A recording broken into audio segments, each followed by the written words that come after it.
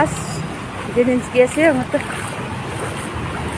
jare Jenims keta please kuya we na orem puri tung jana ngan dan marom phajau ri ba sida ju phajal le dam adu nai gari thobu ki janai kong na dum la ban te ya da le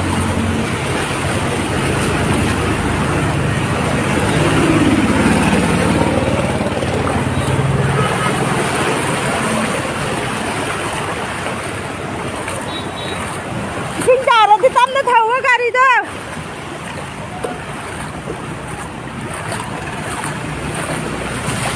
tâm nó thầu không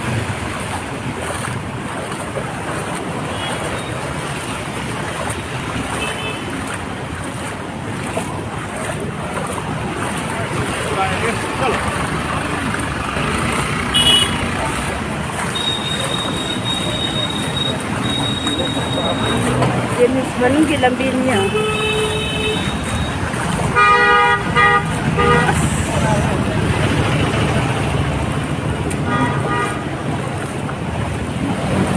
Tanda tahu hai, yang jauh tanda tahu.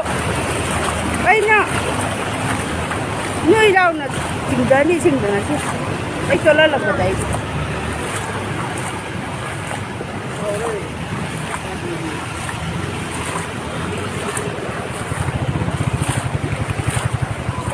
Jenis menunggu SBI bag follow lah, penghandra.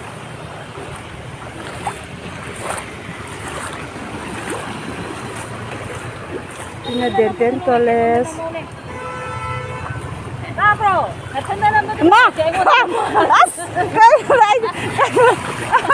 Aji, jom video nam sale.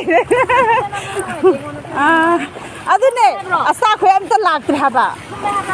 Hoi, amat terlak terhaba. Anak pak aku saya anu jenak tu pulai deh mi. Jadi bawa pulai deh ngarang ju.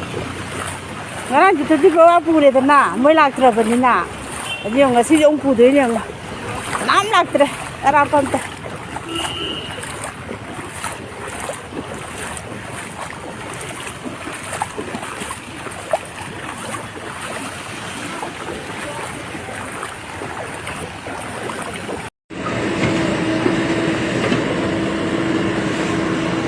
Kayu, không nữa.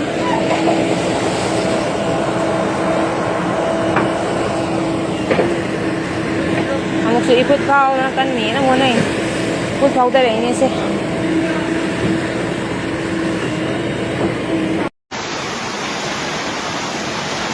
Harus sejum harus sih lepas itu.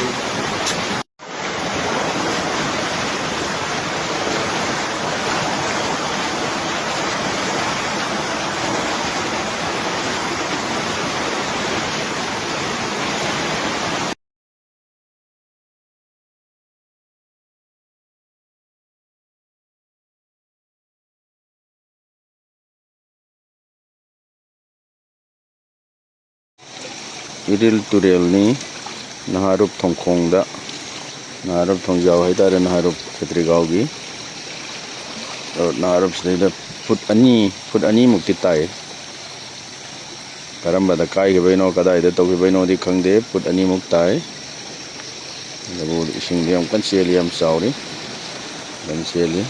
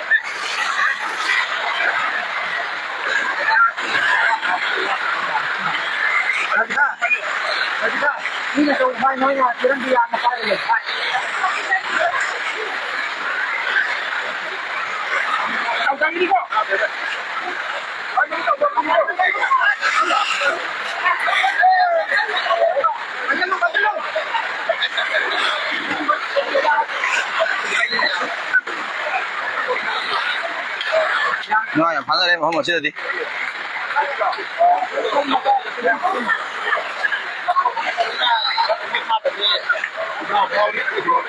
Nè cho cái. Dạ.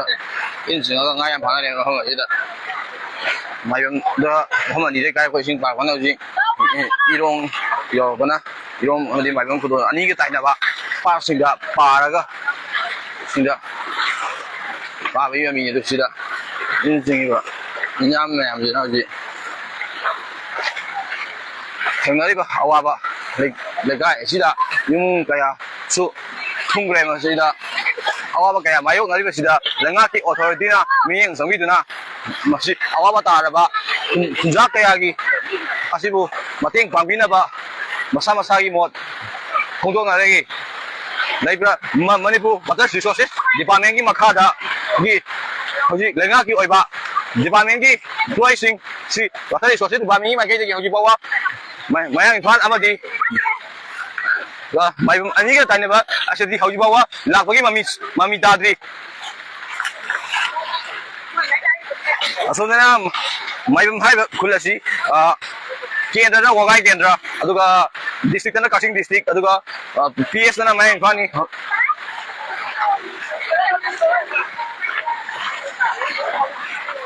Isang irayam kalian ngaliam pada yang mahal masih dah si tongan pak ngami singa masa-masa lagi wah tingtung bagi awal kaya mayu nggak berarti si dah karena dah isu awal aku nggak bahaya na main fan biasa studio amadi osi anina singduna main fan di police station singju lakuna ising isau asida main yang awal tu karena dah isu mating bangga na saruk jaba lakseri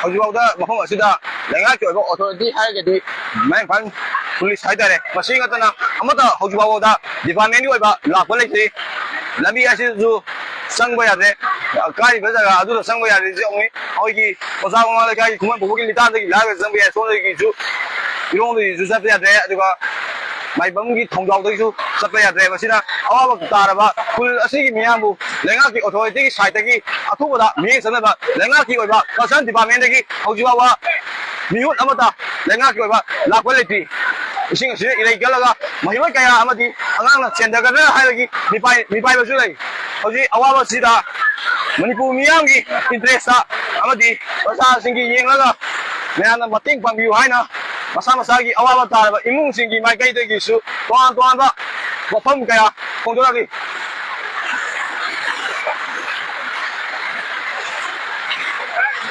ai hojik lai jari ba se efa west amadi Kaching ani ki taina ba Erong sesaba ai ba adugi lambi ni Maibam da mafam ani da tingyan gai bana mara moraga numa hogi Erong sesaba hai ba kulasida awa ba kaya mamayong ale masida lenga ki oiba department singna mafam asida amutang miyeng sembiraga Hojibau wa rato wasar resource department ki ba ke daisu kanama da lapu di Hojibau da lenga ki authority hai di mayang fan police station ki SPO amadi osina lusimba kim masina tana Hojibau ki di nioi amata lenga ki oiba Hojibau ki di lakri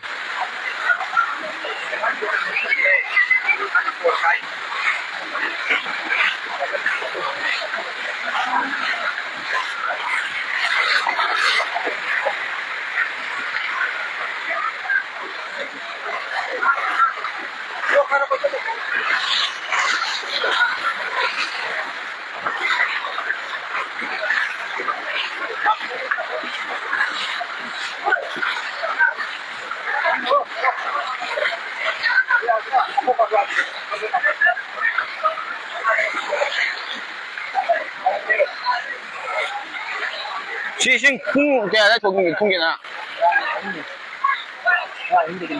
Sinh được phun sao mà phun cái đấy được? Ở đây sinh sao thôi gì? Sinh sao thôi gì? Mà sinh cái đấy thôi quá mà gì?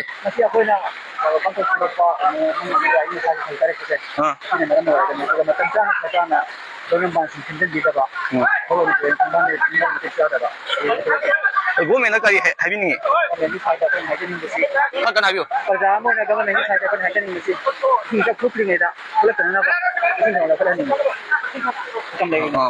Ở đây sinh là sống là phong tục này đấy. Awa bata ba miyam gi interest sa thabak tawbiu lenga ki authority aduga MLA sing kendra MLA sing asu thabak tawbiu ma di miyam gi mihut ama oina miyam gi thabak tawba mathau dari sida war bata ba da hogi sing yengba madi nga pha ba mapu na ta to to lam dagi ising yengba lakpasi mafam asigi awa bata la mioi singa pamnaude masida mateng pangbo oina lakpiu haina miyam singduna awa bata miyam singduna hojisu khongdok ni wafam asida manipur lengang na kari lokhatwa yabagi haibadu kana biraga anak pada leiba concern authority department da paw pi duna Maibam asigi khul amadi Erong asida tainai ba ani sigi awabasi ko andi haina lenga ki mafam da puning sing dari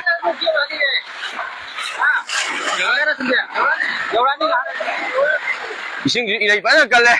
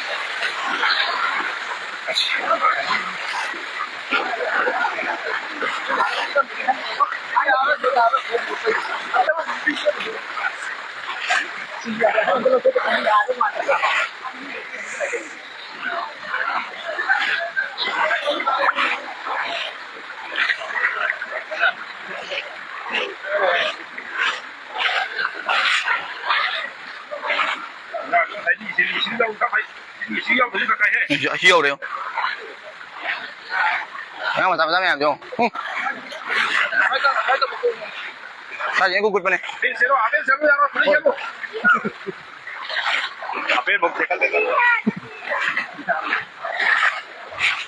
Chỉ quán lùi đấy.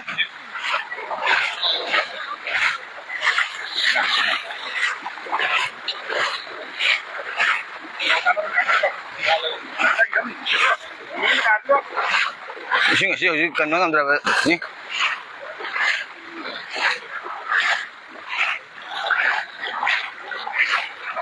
Chao là cái đấy, khơi chẳng khai mà thật cái lấy tàu đấy, đúng không? Usu ăn nát rồi đó chứ, phải không? Khi mà giá đó mà mong đã, cái lấy được cái mà mình chưa được, mà mang cái xua ra được uống được rồi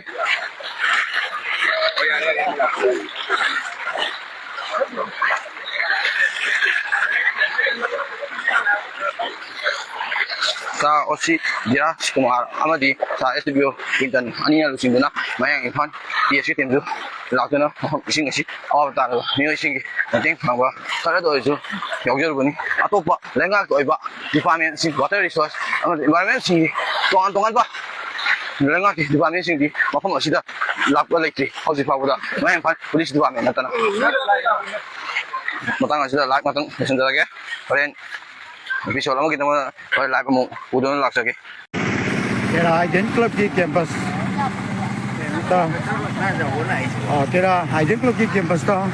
Liamai market ngasi tarik tera tu dah hang ni hai betul hujai uang ta pun manga ada ida liamai ki market lak tu jikam bahore. Ini siapa nama hujai liamai no pore ba vegetable singsi lebih napa. Dewa kuyam na. Kira Hygiene Club ta lensin bir oh. si khamen si kya no kg kauta ta kya kun Kera Bazaar Aiden Club ki campus ta tang tara taruk ta mau liang mai khiden ka gan na hai bado hoji pung manga ri ka ba hore iri cha punamong na Kera Aiden Club ki campus ta lakpidana liang mai gi pochai singsi leibiu haiduna ekoi liang mai Imphal Market Committee na nolukcheri nakoi gi kobi se kg da kya de yole kunmanga kg da kunmanga khara chaw busna kuntha yole ye duga lewa se kya yole lewa se samagi lewa ma pun da kya de yole plani phai cha lewa bandal da yon bra kya yole machine da pista chapra pista kya samagi plani phai samagi try thoi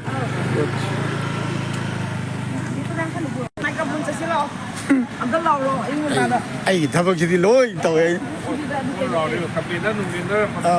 loi ma tawo do yo fansal gi mkhom dani nong ta basna kitang budi nongai thre adugo narang musim khalo basna yam phare uri basaktam je je uchwa ka bui khon nasai gi pathakra sing asige makha taboina nasai mengra matungda sige surok mathak sida pathara Chelle na hojek lakpiri ba ichinao koige 80 unit 25 uchiwa wangma amasong lamjau gi 80 unit 9 kusamnaraga chinao singsina laaga thengraba mikup sida moina mateng pangbiri sigi damakta khungi taraptagi maikaidagi yamna harau bo phongdok chari sida jat pi jat khaidana ifuruk macha ama khaktani na haibi wakhalon da moina sida laaga mateng pangbiri se ngamkhai leitana thagatchaba phongdok chari